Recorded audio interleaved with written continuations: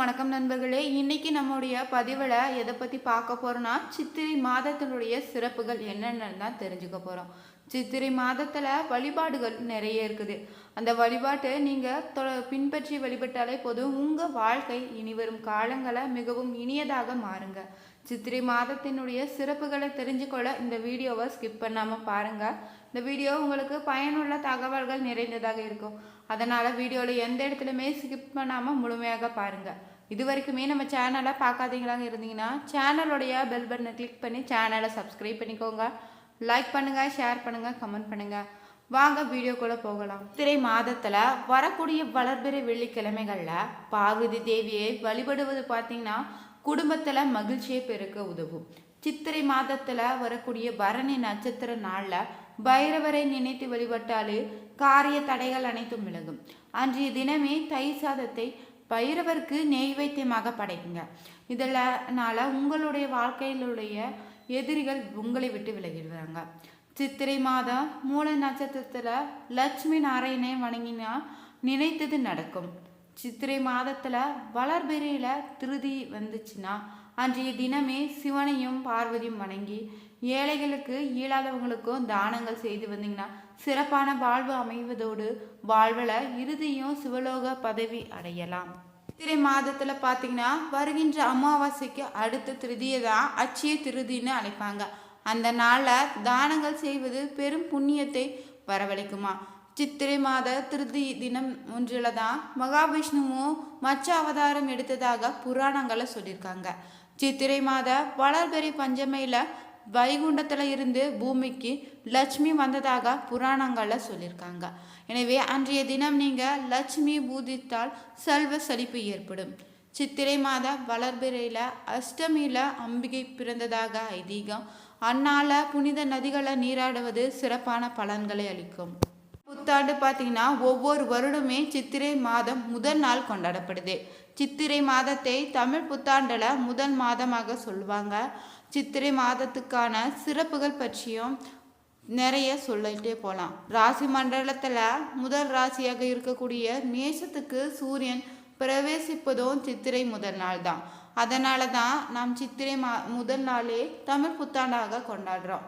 பிரம்மதேவருமே உலகை படைத்து சித்திரை முதல் நாள்னு சொல்லுவாங்க. இந்த தினத்தில் திறந்த வெளியில் சூரிய பகவானுக்கு பூஜைகளும் செய்வாங்க. தமிழகத்தில் மட்டுமல்லங்க, இந்தியா முழுவதும் பார்த்திங்கன்னா சூரிய வழிபாடுகள் கோலாகலமாக இந்த நாளை நடத்தப்படுது. தமிழ்நாட்டில் வீட்டில் உள்ள பெரியவங்க பஞ்சாங்கம் வாசிப்பதும் அதை சிறியவர்கள் கேட்பதும் காலகாலமாக கடைபிடித்து வராங்க. யோகம், திதி, காரணம், வாரம், நட்சத்திரம் இந்த 5 அங்கங்களையுமே கொண்டதாக தான் பஞ்சாங்கம் சொல்லப்படுது. தமிழ் வருட பிறப்பில் பார்த்தீங்கன்னா அன்று வேப்பம் பூக்களை சேகரித்து புளி வெல்லம் சேர்த்து பச்சடி செய்வது வழக்கம். ஏன்னு தெரியுமா? இனிப்பு, புளிப்பு, கசப்பு கலந்த இந்த பச்சடி தான் வாழ்வை இனிப்பு, கசப்பு, புளிப்பு கலந்துதான் எனும் தத்துவத்தை உணர்த்துதுங்க. சித்திரை மாதத்தில் வரக்கூடிய பௌர்ணமி தான் சித்ரா பௌர்ணமின்னு சொல்லுவாங்க. சில ஊர்களில் பார்த்தீங்கன்னா முழு நிலா வெளிச்சத்தில் ஒரு வகையான உப்பு பூமியில் இருந்து வெளிவருமா. இந்த பூமிநாதன் என்று சித்தர்களை அழைப்பாங்க. அந்த உப்பு தான் மருந்துகளுக்கு அதிகமான சக்தியை அளிக்குதுன்னு சித்தர்கள் கண்டுபிடிச்சிருக்காங்க.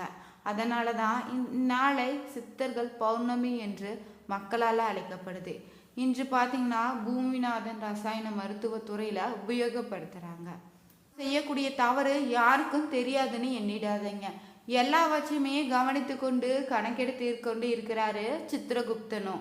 அவர் தோன்றியது பார்த்தீங்கன்னா சித்ரா பௌர்ணமி என்று தானா. அன்றைய நாளில் மக்கள் சித்திரகுப்தருக்காக விரதம் இருந்து எங்களுடைய பாவ கணக்கை குறைத்து மேற்கொண்டு பாவம் செய்யாமல் இருக்க வழித்துணையாக இருக்கணும்னு வேண்டிப்பாங்களாம். தமிழ்நாட்டில் பார்த்தீங்கன்னா காஞ்சிபுரத்தில் தான் சித்திரகுப்தருக்கு தனி ஆலயம் இருக்குதுங்க. சித்ரா பௌர்ணமி என்று இவருக்கு பார்த்தீங்கன்னா இவரது மனைவி கர்ணிகாவுக்கும் அபிஷேக ஆராதனைகளும் திருமண விழாவும் சிறப்பாக நடத்தப்படுது. அட்சய திருதி வரக்கூடிய பொன்னான மாதமும் இந்த சித்திரை மாதம்தான். பிரம்மதேவரும் தனது சிருஷ்டி தொழிலை துவங்கியதுமே இந்த நாளை தான் சொல்லப்படுது. மிகவும் புண்ணியமான இந்த நாளில் பித்ருக்களுக்கு தர்ப்பணம் செய்வாங்க.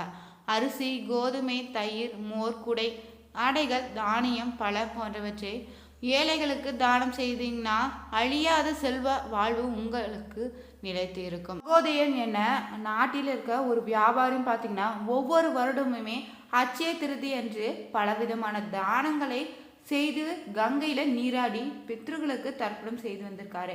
அதனால தான் மறுபிறவில அரசனாக பிறந்திருக்காரு. அப்போதும் அட்சய திருதியிலையுமே தொடர்ந்து தானம் செய்து வந்ததால தர்மங்களையும் செய்ததால வைகுண்டம் அடைந்திருக்காரு. சித்திரை மாதத்துல பார்த்தீங்கன்னா சுக்லபட்ச அஷ்டமியில தான் அம்பிகை அவதரித்ததாக சொல்லப்படுது.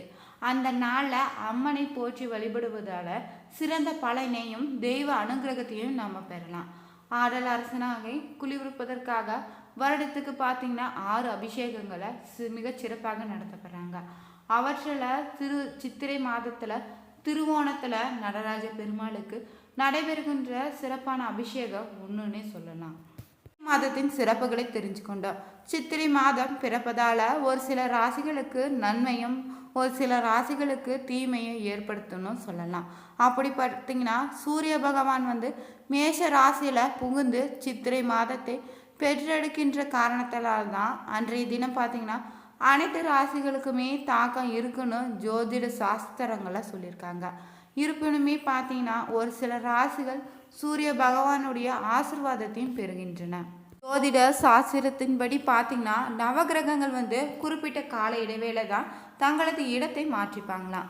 இந்த காலகட்டத்தில் 12 ராசிகளுக்குமே தாக்கம் இருக்குன்னு ஜோதிட சாஸ்திரங்களை கூறியிருக்காங்க. அந்த வகையில் தான் நவகிரகங்களின் தலைவனாக விளங்கக்கூடிய சூரிய பகவானும் மாதத்துக்கு ஒரு முறை தனது ராசி மாற்றத்தை செய்யக்கூடியவர். பார்த்தீங்கன்னா ஒரு ராசியிலிருந்து மற்றொரு ராசிக்கு செல்லும் பொழுதுதான் தமிழ் மாதம் பிறகுதான். இவர் சிம்ம ராசியின் அதிபதியாக திகழக்கூடியவர். அந்த வகையில் சூரிய பகவான் இந்த 2025ஆம் ஆண்டு ஏப்ரல் 14ஆம் தேதி தான் அன்று மேஷ ராசிக்கு செல்றாரு. அன்றைய தினமே தமிழ் மாதங்களில் முதல் மாதமான சித்திரை மாதம் பிறக்குது. தமிழ் புத்தாண்டு திருநாளாகவும் கொண்டாடப்படுது. அன்றைய தினம் பார்த்தீங்கன்னா விஸ்வாசமி தமிழ் புத்தாண்டாக பிறக்கின்றது. சூரிய பகவான் மேஷ ராசியில புகுந்து சித்திரை மாதத்தை பெற்றெடுக்கின்ற காரணத்தினால் அன்றைய தினம் பார்த்தீங்கன்னா அனைத்து ராசிகளுக்குமே தாக்கம் இருக்குன்னு சொல்லியிருக்காங்க. இருந்தாலுமே ஒரு சில ராசிகள் சூரிய பகவானால ஆசீர்வாதத்தையும் பெறுகின்றாங்க. அது எந்தெந்த ராசிகள் என்பதை தெரிஞ்சுக்கலாம். முதலாவதாக பார்த்தீங்கன்னா மிதுன ராசி தாங்க. உங்கள் ராசியில் 11ஆவது வீட்டில் சூரிய பயணம் செய்ய போகிறாரு. அதனால் உங்களுக்கு சித்திரை மாதத்தில் புதிய வருமானத்திற்கான ஆதாரங்கள் அதிகரிக்கும். புதிய வீடு மற்றும் சொத்துக்கள் வாங்குவதற்கான வாய்ப்புகள் இருப்பதாக சொல்லப்படுது. மற்றவரிடத்துல மதிப்பு மரியாதையும் அதிகரிக்கக்கூடும். வேலை செய்யும் இடத்துல நல்ல முன்னேற்றம் கிடைக்கும். பார்த்தீங்கன்னா கடக ராசியில் 10ஆவது வீட்டில் சூரியன் பயணம் செய்ய போகிறாரு. இதனால் சித்திரை மாதத்தில் இருந்தே உங்களுக்கு வேலை மற்றும் வணிகத்தில் நல்ல முன்னேற்றம் இருக்கும். வேலை செய்யும் இடத்துல பதவி உயர்வு கிடைப்பதற்கான வாய்ப்புகள் அதிகம். புதிய திட்டங்களை வேலை செய்வதற்கான வாய்ப்புகள் உங்களுக்கு கிடைக்கக்கூடும். பல வழிகளில் இருந்து பணம் உங்களை தேடி வரும்.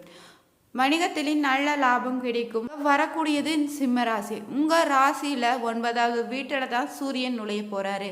அதனால் சித்திரை மாதத்தில் இருந்து உங்களுக்கு மிகவும் அதிர்ஷ்டமான காலமாக இருக்க போகுது. வேலை தொடர்பான பயணங்களில் நல்ல பலன்களை பெற்றுத்தரும். இந்த மாதத்தில் மேற்கொள்ளும் ஒவ்வொரு வேலையுமே உங்களுக்கு நல்ல வெற்றியை கொடுக்கக்கூடியதாக இருக்குது. உடல் ஆரோக்கியத்தில் சிறப்பான முன்னேற்றம் இருக்கும் எதிர்பார்க்கப்படுது. மாணவர்கள் கல்வியில் சிறந்து விளங்குவாங்க. பல வழிகளில் இருந்து பணம் உங்களை தேடி வரும். நிதி நிலைமையில ஏற்பட்டு வந்த சிக்கல்கள் குறைந்து முன்னேற்றம் அதிகரிக்கக்கூடும். புத்தாண்டில் உங்கள் வீட்டில் செல்வம் நிலைத்திருக்க குபேர வழிபாடு செய்து பாருங்க.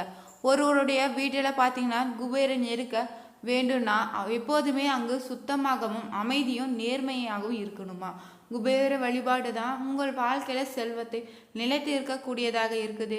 செல்வத்தின் தெய்வமாக கருதப்படுவதா குபேரன். ஒருவர் வாழ்க்கையில் பணவரவு எப்போதுமே இருக்க வேண்டும் நினைச்சிங்கன்னா குபேர வழிபாடு மிகவும் முக்கியங்க. வாழ்வில் பணம் பெருக குபேரனை தினசரி மனதார பூஜை செய்வது நல்ல பலன்களை தரக்கூடியதாக இருக்குது. பதிவில் சித்திரை மாதத்தினுடைய சிறப்புகளை தெரிஞ்சுக்கொண்டா அது மட்டும் இல்லைங்க, எந்தெந்த ராசிக்காரர்களுக்கு நன்மைகளாக அமைய போகுதுன்னு தெரிஞ்சுக்கொண்டோம். மேலும் பார்த்தீங்கன்னா ஜோதிட ரீதியாக ஏதாவது சந்தேகங்கள் இருந்துச்சுன்னா தெரிஞ்சுக்கணுன்னா வீடியோவில் டிஸ்கிரிப்ஷனில் கொடுத்துருக்க நம்பருக்கு கால் பண்ணுங்கள். இந்த வீடியோ உங்களுக்கு பிடிச்சிருந்தா லைக் பண்ணுங்கள், ஷேர் பண்ணுங்கள், கமெண்ட் பண்ணுங்கள். இது வரைக்குமே நம்ம சேனலை பார்க்காதீங்களாங்க இருந்தீங்கன்னா சேனலோடைய பெல் பட்டனை கிளிக் பண்ணி சேனலையும் சப்ஸ்கிரைப் பண்ணிக்கோங்க.